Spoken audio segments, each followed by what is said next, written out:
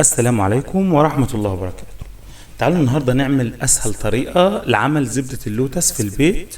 مش محتاجة تشتريها غالي من المحلات ولا أي حاجة، تقدر تعملها في البيت ببساطة جدا وبأربع مكونات.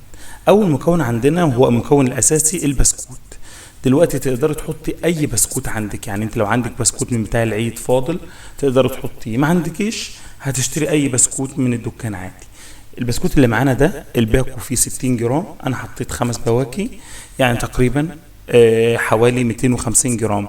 كمية البسكوت هي اللي هتحدد معاكي قد ايه هتطلع كمية اللوتس. هنحط ال 250 جرام او الخمس بواكي بسكوت اللي عندنا كلهم في الكبة ونطحنهم جامد، نطحنهم كويس جدا لحد ما يبقوا زي الدقيق او اخشن سنة صغيرة، بس مش كتير، يعني دقيق او شبه السميد، حاجة قريب من كده. هنطحنهم كويس خالص زي ما انتم شايفين اهو في الكبه. لو ما عندكيش كبه تقدر تطحنيهم في الخلاط عادي خالص. لو ما عندكيش كبه ولا خلاط تقدر تعمليهم بالنشابه، تفرديهم بالنشابه فرد كويس او تطحنيهم بالنشابه طحنه كويسه جدا. هنحط بعد كده معانا ده كوبايه سكر مطحون. تطحني السكر عندك في البيت وتحطي كوبايه سكر مطحون، كوبايه صغيره مش كتير عشان ما يبقاش مسكر معاكي قوي. ومعانا كمان حوالي 3 معالق زيت، يعني اقل من ربع فنجان شاي. اللي انتوا شايفينه في الشاشه عندكم ده جيلي كراميل، ده جيلي كراميل.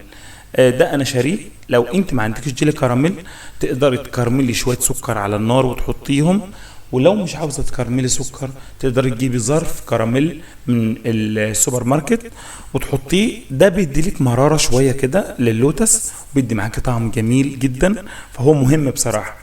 لكن ليه بدائل كتير، يعني ما تربطيش دماغك على حاجه معينه. دي بقى معانا معلقه قرفه ومهمه جدا جدا، ونص معلقه فانيليا عشان تدي لها نفس كويس. القرفه لو نوعيه نظيفه هتفرق معاكي جدا، لازم يكون القرفه نوعها كويس. ودي كوبايه لبن، مج لبن. طبعا انا مش هحط مج اللبن كله مره واحده، هنحطه على خطوات او هنحطه على مراحل. حطينا ربع المج وهنضرب تاني الخليط ده كويس لحد ما يتشرب يبقى كله قوام واحد، ونشوف مع بعض هل احنا لسه هنعوز لبن تاني ولا لا. يعني ما تستعجليش، خليه على مرحله مرحلتين 3. دلوقتي احنا حطينا ربع كوبايه وضربناهم كويس زي ما انتم شايفين، لسه القوام تقيل جدا. ماشي، دلوقتي بقى هنعمل ايه؟ هنجيب ربع كوبايه كمان. بصوا القوام كده تقيل جدا، لا احنا مش عاوزينه كده. هو في ناس بتعمله كده وبعد كده بتخففه وهي شغاله، لكن احنا هنظبط القوام بتاعنا مره واحده وهنحطه في التلاجة ومش هيجرى له اي حاجه. زودنا كمان ربع كوبايه لبن وهنضرب الخليط بتاعنا ضرب كويس، وهنشوف هل هنحتاج تاني ولا لا، بس لازم ينضرب كويس. طب انت لو ما عندكيش كبه وما بتعمليش في الكبه اصلا، بمضرب يدوي هتقدري تطلعي معاكي نتيجه برضو فوق الممتاز. دلوقتي شايفين كده ضربناه، بس لسه القوام برضو مش عاجبني، تقيل شويه.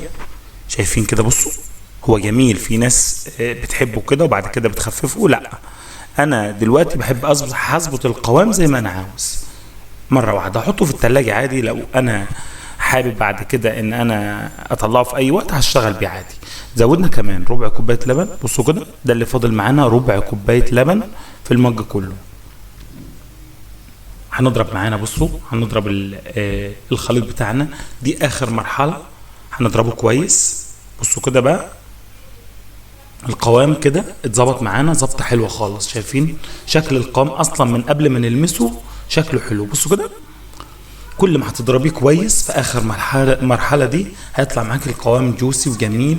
تقيل، بيبقى شبه البوظه كده، بحيث ان انت لو عايز تحطه في كيس من اللي هو بتاع الحلواني وتصب بيه او باي طريقه الموضوع معاك سهل خالص.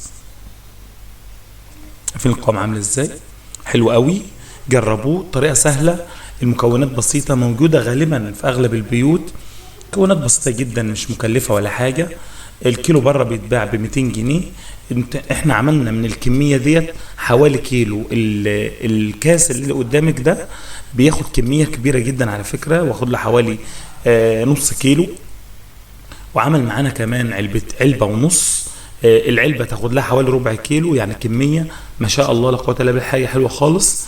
جربي تعملي في البيت، يكفي ان انت عامله حاجتك في بيتك وحتى لو تقدري ان انت تعمليه فمش صعب خالص. ان انت ممكن في ناس ما عندهاش يا جماعه الحاجات ديت جنب بيتها او في المنطقه اللي هي فيها ما تقدرش تشتريها، فتقدري تعمليه بكل بساطه في البيت عندك بسهوله جدا. شايفين الكميه بتاعتنا طلعت كميه حلوه، الكميه دي طلعت معانا حوالي كيلو او كيلو الا حاجه بسيطه. طعمه كان جميل جدا لدرجه ان هو والله اتاكل اكتر من نصه بالمعلقه كده من جماله. اعملوه جربوه، ويا ريت لو عجبتكم الوصفه اتمنى تدعموني بلايك وتكتبوا لي رايكم في التعليقات، ولو عجبكم الفيديو اشتركوا في القناه واستنونا الفيديو اللي جاي. مع السلامه.